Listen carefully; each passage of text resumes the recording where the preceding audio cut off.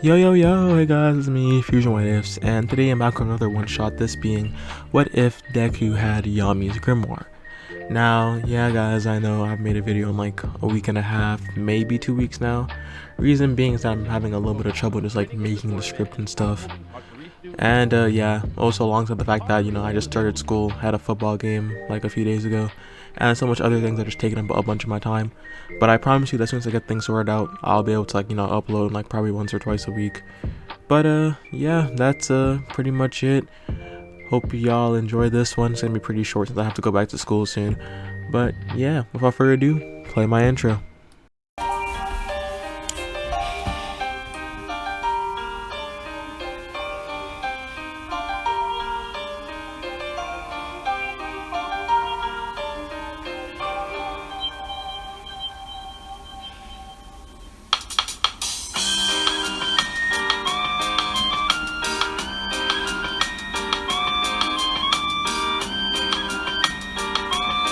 Okay, without saying, let's turn into it. It's gonna be a pretty short video, so I hope you guys end up enjoying.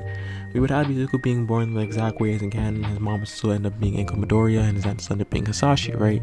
He would still end up having his regular, green hair and his bright green eyes, and he would live a pretty normal life, I would say. We would have the first 4 years of his life go pretty much to canon. Then we would have him eventually go to the quirk doctor, same doctor as the last time, and they would tell him that he would actually end up being quirkless. Hearing this would absolutely shatter Izuku, right? You just couldn't believe that he somehow wanted to be a hero so bad would end up being, quirkless, right? Next day you would go tell Baka, and then Baka would start like bullying him for a little bit, telling him that he's a useless Deku and stuff like that. And this actually ended up bringing Izuku kind of down. Eventually we would have, end of the day I'm going to say, and instead of coming straight home, I'm going to say Izuku was wandering around, and he ended up walking into this one cave, right? This would be because he would end up crying there, right? He just didn't want to really cry in public, because I'm going to say that's something I'm going to change. I'm going to say he's like a lot tougher, or at least he tries to be a lot tougher due to, his dad not being around. He can't be like that much of a burden on his mom and stuff like that, right? So he would try to, not cry in public. He'd just be crying alone in this cave. And eventually that's when he would hear this voice. Well, not really this voice, more like this hum. It'd be like, I'm not sure how to explain it actually. But think of like just like a regular low humming sound, right? And this is when he would end up walking towards it, right? Because obviously he's a kid, he's pretty interested. And as he walked forward, he would end up stumbling across this one podium. It'd be a dark podium, I'm saying, it's made of like deep slate or like obsidian or something like that. And on this podium would end up being a grimoire, right? It would be an average black looking grimoire, except that it had this weird feature. It would have a clover, or I guess a 3-leaf clover to be in fact, in sort of like silverish writing, or not writing, like a silverish, it's silverish in color over the grimoire, right?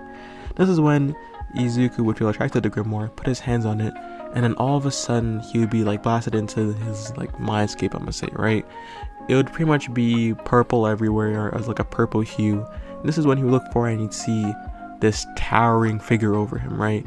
Because Yami is pretty flippin' tall, right? And there, obviously, like I said before, is Yami, his regular black hair, like tank top, black bulls cape, and with his, sword by his side. You look around and say, huh, are you the brat I'm supposed to teach? Anyways, let's see if you can first pass my test, right? So I'm gonna say that in the mindscape we go through a bunch of obstacles, right? Now obviously these obstacles won't really matter. What would matter here is how Izuku would go past them, right? Because none of these were supposed to be able for him to beat, right? Like all of these were way above his like his abilities as a literal 4-year-old kid.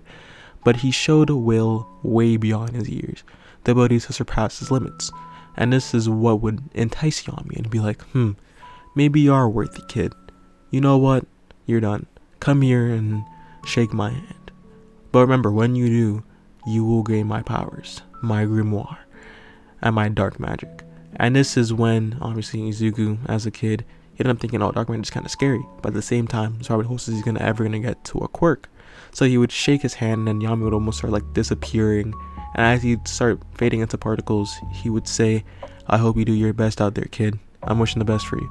And this is when, the particles that were, released by Yami and that were forming up Yami would then flow into Izuku and he'd be knocked out. I'm gonna say Izuku wakes back up in the hospital, because they ended up searching for him, and someone had like a search quirk, I'm gonna sound like police force or something, and that's when it actually ended up finding Izuku, right? Now when they found Izuku, they literally wouldn't be able to find anything. The podium wasn't there, a lot of stuff wasn't there. He would just be in this regular looking cave, except that he had this black book on top of him, right? And no matter how far they tried taking this book away from him, it always just seemed to find its way back to him. Sometimes it'd even just legitimately just fly literally right back to him, right? And this is when, you know, we would also have, this is when we would pan back to Izuku, who had just woken up feeling a lot stronger, feel a lot different, right? Almost instinctively, he would put his right hand out and he would start to generate dark magic, right? It looks sort of like black, what is it? Miasma? Or something along those lines. I'm not trying to say that word, but I'm pretty sure it's miasma. And yeah, everyone in the hospital would be surprised because they knew from the reports that this kid was quirkless. Even his mom, who's right beside him, would be surprised because he was supposed to have a quirk, right? This shouldn't have happened. But she'd end up being happy nonetheless, thinking he was like a late bloomer and the doctor got it wrong. Ended up celebrating and all that good stuff. And yeah, I'm gonna say that when he got home, his mom would have given him the grimoire, saying that they couldn't end up moving it too far away from him, and it looked like it would be better in just his care, right? Now obviously Izuku, obviously what grimoire this is being the dark magic grimoire, and he'd end up opening the book, right? Opening the book, he'd end up seeing a bunch of spells, right? But he wouldn't be able to even read a bunch of the spells, and realized that the spells that he couldn't read were like faded out. The only spells he could read at this moment was just one, that being dark magic, dark cloaked black blade, right? And also dark cloaked Avita slash, obviously. And yeah, that's pretty much what he'd end up training. He'd end up joining kendo, and I'm gonna say just end up doing a lot of physical activities, right? He wouldn't end up like buff like Yami, but he would end up with more like a lean build, like sort of like what Canon Izuku is at this point in time, right? And to put it quite simply, he would be an absolute monster across his year, right? Like in the school, he is one of one strongest. For his year, he's one of one strongest, right? He's not All Might level yet, or even really top 10 hero level yet, because he hasn't gotten full control over his magic, and his magic still needs time to grow and stuff of the sort, right? He also has started learning ki, just like a tad bit, just off of Yami's memories, and he'd end up getting a decent way. He's not as good as Asta or Yami. Heck, even when Asta first learned ki, I'm gonna say that he's not good as then, but still pretty half decent, right? This is when we would eventually have, I'm gonna say, how was it then? 11-year time skip, and all that stuff I was talking about happened, and I'm gonna say that him and Bakugo actually become pretty decent friends. Well, not really friends, more like they just argue a bunch. Because as Izuku grew older, he would adopt sort of like a Yami personality, which is brash, blunt, all those sort of qualities attached onto just regular kind-hearted nature, right? And this would end up leading to sort of Yami, Deku be able to just and Izuku who's just a lot more blunt and uncaring than in canon. But anyways, eventually we would then have I'm gonna say the last day. Teacher throws all the papers in there talking about you guys all become heroes. They all start using their quirk. Bakugo and Izuku wouldn't use their quirk, or I guess Izuku's quote-unquote quirk, right? And all that would happen is Bakugo would say he's going to be number one, and Izuku would just say, shut up and sit down, you're not even the strongest in the room. And obviously this was kind of shut Bakugo up until he starts spewing some more explosions and being like, hey, watch your mouth, Deku, we can run it back right here. And that's when teacher would then say, hey, calm down, we're still in class. Yeah. After that, we wouldn't have Bakugo telling Izuku to jump off the roof, whatever scene, because frankly speaking, Bakugo doesn't have the ability to tell him such a thing.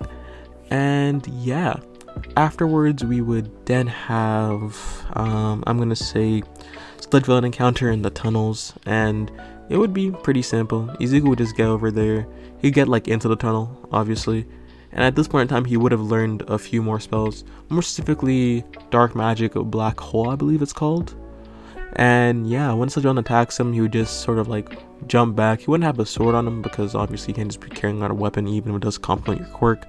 But he would have, I'm gonna say a sort of wooden kendo stick, right? Because even though it is a weapon, it's just pretty much wooden, right?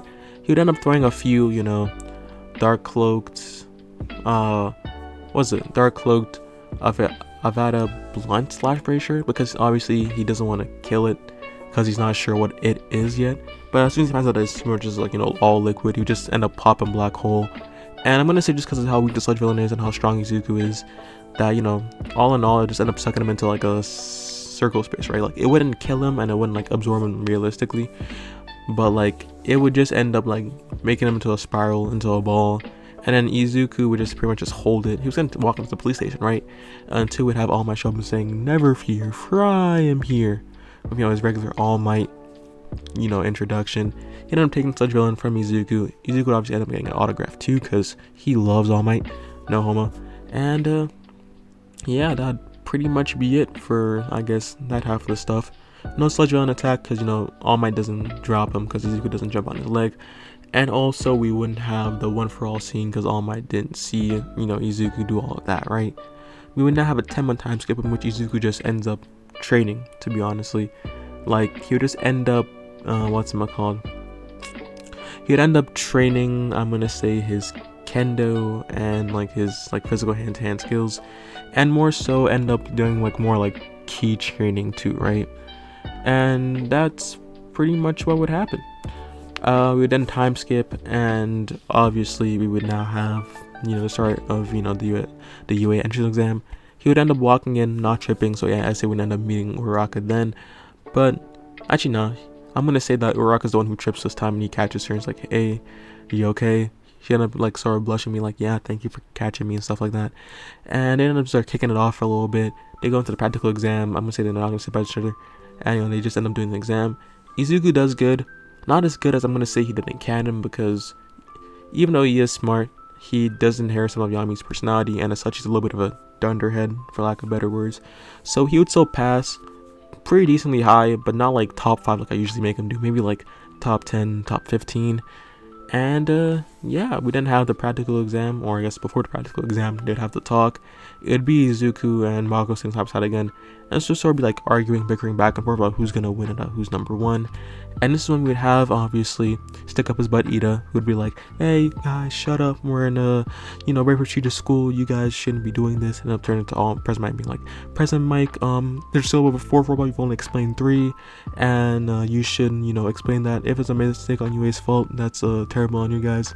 And like, he's just going off for no real reason. And this is when we would then have Izuku just tell him, "Hey, shut up." And Izuku would end up releasing something else he figured out he can do, that being like, you know, his like magical pressure, or like, I guess, yeah, magical pressure is what I'm gonna call it. And with this, everyone in the room would feel like this heavy weight on their shoulders, right? For an experienced hero like, I'm gonna say, President Mike, this weight's like nothing, but he could still feel it nonetheless, right? He'd be like, that kid got potential. And for Ida, who hasn't ever experienced a villain attack, let's just say he doesn't really deal well, especially since he's a lot closer to Izuku, right? So he ended up just sitting himself back down, kind of afraid. And this is when we'd have all President Mike say, "Thank you, listener, but please try not to use your quirk in here." Anyways, fourth robot, 0-pointer, you'll know when you see him, avoid him, right?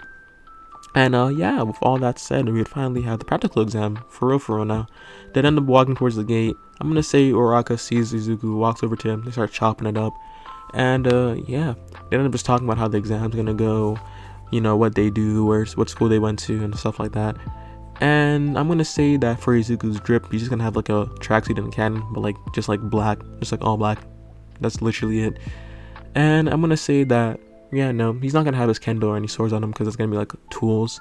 And I'm gonna say that UA doesn't allow, you know, any extra tools for help.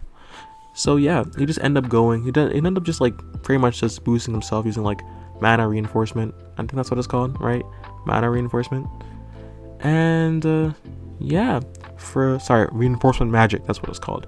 But yeah, I ended up doing that and just completely decimating a bunch of robots, right? Just by channeling dark magic through, you know, through his body and just increasing all his physical attributes, right?